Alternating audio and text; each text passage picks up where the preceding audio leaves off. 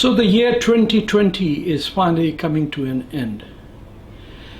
And hopefully, all the miseries this year has brought upon Canada and its people, it's especially the frontline workers who've been left hopeless and homeless at times and unemployed, dependent on the government for support.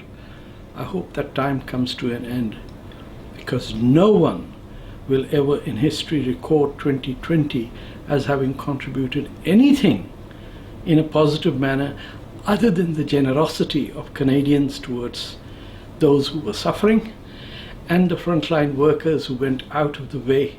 Many risked their lives to take care of our citizens. We also now have, the vaccine that hopefully will make 2021 a year in which society can recover.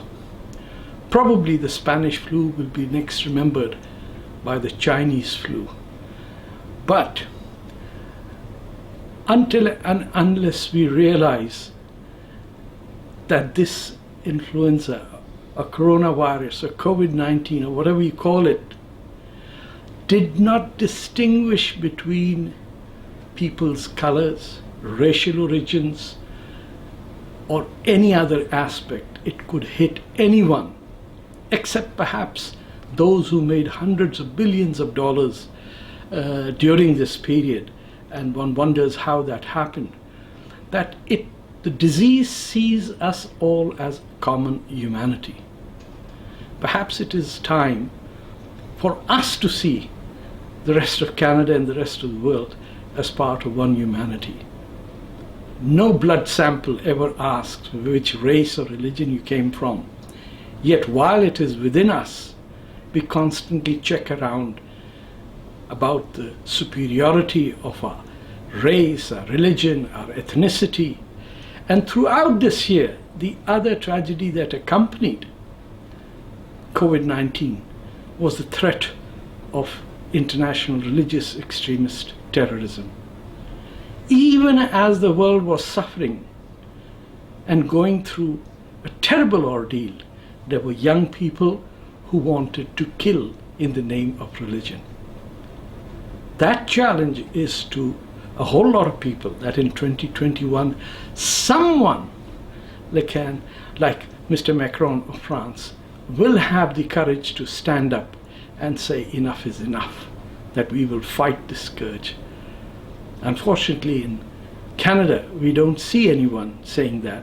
The last man to talk about it was Mr. Harper, and many others who said it were put on the scrap heap of history, because all we now tend to do is to be politically correct. 2020 should be the end of political correctness and the right to free speech and free thinking. So when we know that Canada is training Chinese troops, we would be able to get that news before it is leaked out as secrets. Let 2021 be the renaissance that the world has been looking for, and realize that for hundreds of millions of people, life never changed.